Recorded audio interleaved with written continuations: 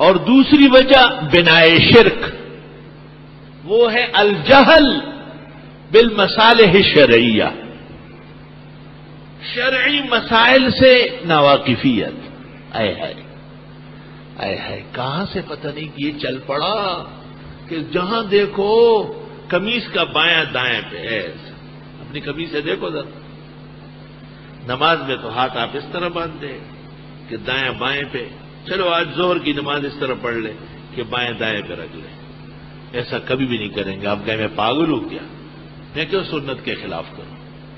تو یہ جو ہمارے قیام میں اللہ تعالیٰ کے حضور ادب کا طریقہ ہے، اس کا کوئی ظہور باہر بھی ہونا چاہیے تھا، اور وہ یہ کہ قمیص، شیروانی، جبہ، عباء، کرتا، واسکٹ، صدری، اس کا کنارہ دایاں بائیں پہ آ جاتا ہے، تو آپ نے اس کا نام رکھا عورتوں والا کنارہ۔ اچھا یہ عورتوں والا ہے، عورتیں ایک خدا کو مانتی ہے تو آپ 5 مان لیں، عورت نبی آخر زمان کی ختم نبوت پر ایمان رکھتی ہے تو پھر آپ مرزا دجال کو نبی مان لیں۔ اس میں عورت مرد کا کیا مطلب ہے؟ عورت مرد کا تو رنگ ہے نا، رنگ ڈھنگ اور ہے۔ یہ شیطان کا وسوسہ، ایک جگہ بھی اسلام میں ایسی نہیں ہے جہاں پر بائیں دائیں پر ہو۔ اور زیادہ باتیں چھوڑو، آپ کتاب الجنائز فقہ کی کتاب میں اٹھائے اور آپ یہ دیکھنے لگے کہ مردے کو کفن کیسے ڈالنا ہے، تو اس میں ہدایت میں یہ آ جائے گا کہ سب سے پہلے بائیں طرف موڑ لے، لیفوق علیہ الیمنا، تاکہ دایاں کپڑا کفن کا بھی اوپر آ جائے۔ تو معلوم ہوتا ہے کہ مہد سے لحد تک، یہاں سے وہاں کفن تک لباس اس طرح پہننا تھا، لیکن نہ جانے کیسی عالمی سازش ہو گئی ہے کہ جہاں دیکھو تو بایاں دائیں پہ چڑھا ہوا ہے۔ یہ جائز نہیں ہے، اس سے پرہیز مناسب ہے۔ مولوی مانے نہ مانے مسئلہ مسلمہ ہے، چونکہ ایک عرصے سے اس کے ملوث چلے آئے ہیں۔ ایک بڑے بزرگ تھے، ان کو میں سلوا کے دیتا تھا، بہت بڑے بزرگ، تو پھر میں دیکھتا تھا کہ وہی الٹا پہنے ہوئے ہیں۔ تو ایک دن میں نے کہا حضرت یہ وہی کبھی سے کہا، میں نے درزی کو 30 روپے دے دیے اور ٹھیک کرا دیا۔ شاباش شاباش۔ میں نے کہا ایک دن میں تنگ آیا، میں نے کہا حضرت کوئی گناہ ہے اگر آپ کی زندگی میں کوئی سنت جاری ہو گئی؟ الحمدللہ وہ بات لگ گئی ان کو، اور پھر چھوڑ۔ بہانے تو بہت ہوتے ہیں۔ التمسک بسنتی عند فساد امتی فلہ اجر 100 شہید۔ سنت قابو رکھنا آسان کام تو نہیں ہے۔ سنت اسلام، سنت پیغمبر کی یہی معلوم ہو رہی ہے کہ دائیں بائیں پر ہو، یہ نہیں کہ آپ بایاں دائیں پہ ڈال لیں۔ اب اس کو دیکھ کر کے بعض جگہ یہ رواج ہو گیا کہ نماز شروع کرنے سے پہلے یار لوگ ہاتھ باندھ لیتے۔ شاباش دا ولې یو عالم دلته استاد خپویو چې بیا لاړو یو ځل لاړو ما ته شاته وکتل لاسونه تړلي، ما لاسونه سم کا وی یاره څوک چې کوم ځای ته ځو هلته خلک دا کوي، نو موږ بیا شروع کړ فلا حول ولا قوت الا باللہ۔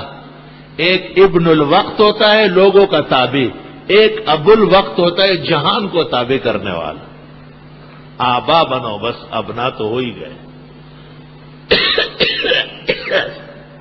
اچھا جی اب اور دیکھو، یہ تو ہو گیا بھائی۔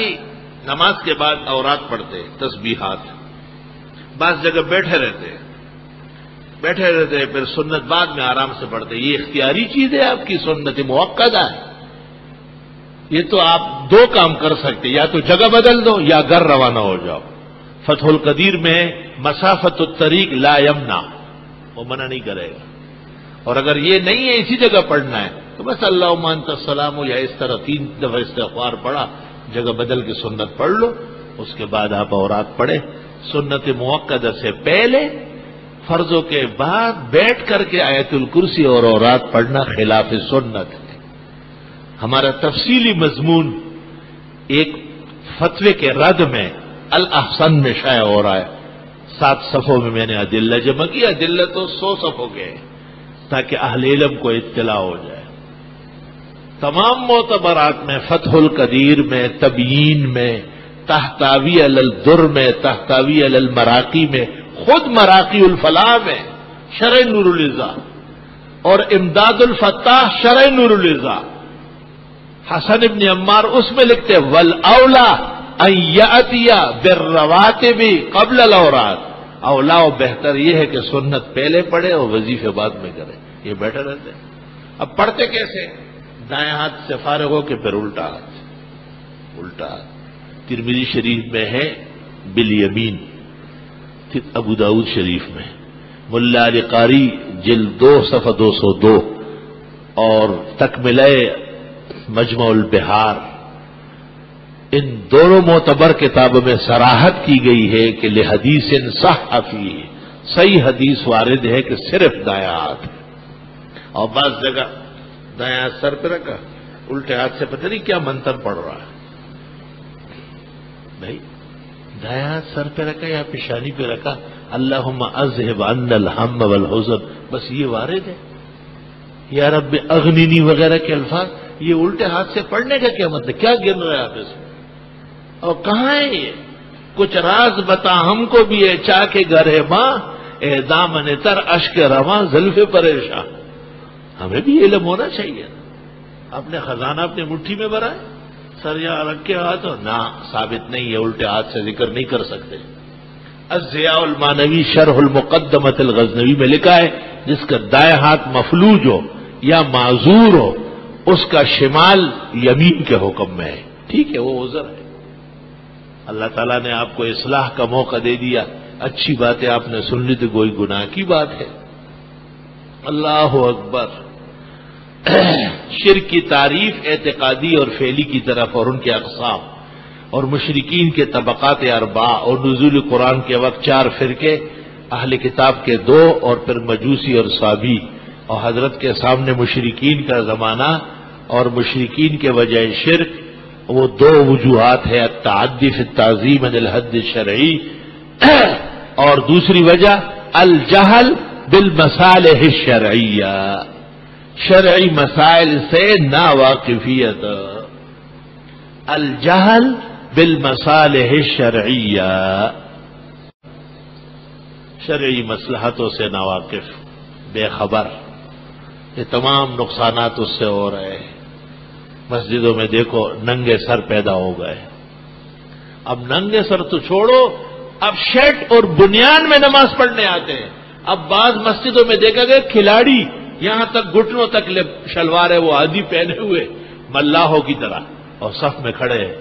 امام میں ہمت نہیں ہے کہ وہ کہے بھائی یہ لباس انسان سے ملنے کا نہیں، اس طرح مسجد میں آنا آداب کے خلاف ہے، مسجد کے صفوں میں کھڑا ہونا گناہ ہے، کہے آپ کیوں نہیں کہہ سکتے؟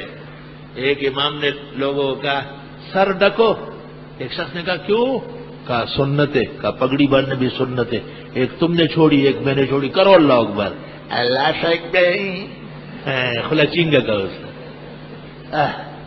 سنگے برما کو، ایک سنت آپ نے بھی چھوڑی ہے، پگڑی باندھنا چاہیے، کہا جہاں سے لائے ہو اس کی پگڑی لاٹھی آبا سب ہوتے ہیں، ان کو حق ہے، تجھے کوئی حق نہیں۔ مجھے پتہ چل گیا، میں نے ساتھی کو گاڑی کھولو، اگلی جماعت میں پہنچ گیا ہوں، امام کو میں نے کہا ادھر بیٹھ، محراب میں آیا، میں نے کہا کدھر ہے وہ ننگے سر پر فخر کرنے والے؟ اس نے آواز دی ہم نے توبہ کی ہے، آج کے بعد سر ڈھکیں گے، آپ کا احسان ہے، ہمارا غم غصہ دیکھ کر آپ وہاں سے یہاں آئے، آپ کو لینے کے لیے بڑے پاپڑ بیلنے ہوتے، بڑی مشکلات سے جلسوں میں آپ جاتے، ہمارے سر کو ڈھانکنے آپ آئے، ہم تو آگو شکر گزار ہیں، ہم آئندہ یہاں اور کسی کو ننگے سر چلنے نہیں دیں گے۔ مسائل کے لیے ہجوم پیدا کرو، غیرت پیدا کرو۔ امام کو چاہیے تھا کہ مرتے دم تک بغیر پگڑی کے نماز نہ پڑھا تھا، اس کو کس سانپ نے کاٹا ہے؟ اس کے سر پر کیوں امامہ نہیں ہے؟ موقع دے رہے لوگوں۔ دیکھ جس علاقے میں علماء کرام متعمم ہیں، ان علاقوں میں ٹرک ڈرائیور، چوکیدار، کھیتی باڑی کرنے والے سب کے سروں پہ پگڑی ہوتی ہے نہیں؟ کوئٹہ بلوچستان کے ہمارے دوست جب یہاں سے جاتے ہب سے آگے گاڑی سے پگڑی نکال کے مانگ لیتے، بھائی جی سے ابدا بولے میرا بدکاری بولے، اٹول پٹ کے سبحان اللہ الحمدللہ وای چې روانه ده نو د خانه ده ټول نقصان دی انجړانو کړه دی ورانو انجړو دې ټول کار روان کړه اللہ تعالیٰ انہیں بھی اور ہمیں بھی توفیق عطا فرمائے اور جنہیں مشکلات ہے اللہ آسانی نصیب فرمائے.